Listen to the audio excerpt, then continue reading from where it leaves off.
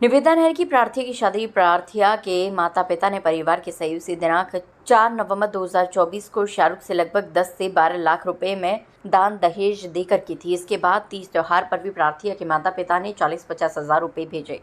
उक्त दान दहेज देने के बावजूद भी प्रार्थिया के पति शाहरुख, ससुर जैनुद्दीन, सास रुखसाना, देवर आकिब व शादीशुदा नंदे रिजवाना, चांदनी, शबनम, समीउद्दीन, चाचा ससुर शादी में दिए गए दान दहेज से संतुष्ट नहीं थे। प्रार्थिया को ताने देने लगे कि तेरे बाप ने हमसे 5 लाख रुपए नकद व लड़की को बुलेट मोटरसाइकिल देने का वादा किया था, परंतु तेरे बाप ने हमारी मांग पूरी नहीं की।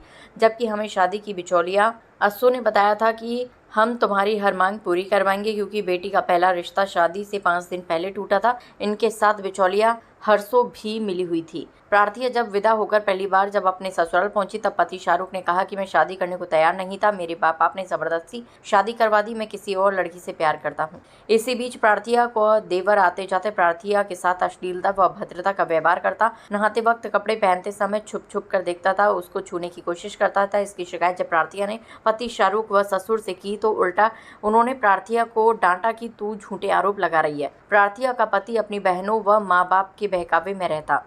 दिनांक 10 फरवरी 2025 की रात्रि अज्ञात समय प्रार्थिया का पति नशे में कमरे में आया और बोला, मैं तुझे पसंद नहीं करता हूँ, मैं तुझे तलाक दूंगा, और मारपीट व गाली गलौज करने लगा। प्रार्थिया के चिल्लाने पर प्रार्थिया की सास भी आ गई और सास ने कहा, ये बहुत चिल्लाती है, इसका गला दबाकर मार दे, और पति ने जोर से प्रार्थिया का गला दबाया। प्रार्थिया ने अपनी जान बचाने के लिए आगे न बोलने का वादा करते हुए माफ़ी मांगी। कुछ समय निकलने के उपरांत प्रार्थिया की ननद रिजवाना, चांदनी, शबनम व चाचा ससुर समीउद्दीन भी ससुराल में आकर उत्पीड़न करने लगे और पति शाहरुख से कहने लगे कि इसको तलाक देकर घर से बाहर निकाल दे। इस बीच प्रार्थिया अपने पति से गर्भवती हो गई और पति को समझाने लगी, मैं तुम्हारे बच्चे की माँ बनने वाली हूँ, तुम अपने माँ बाप को समझाओ व मेरा डॉक्टर से इलाज करवाओ। लेकिन खर्चा बताने के लिए प्रार्थिया का कोई इलाज नहीं करवाया।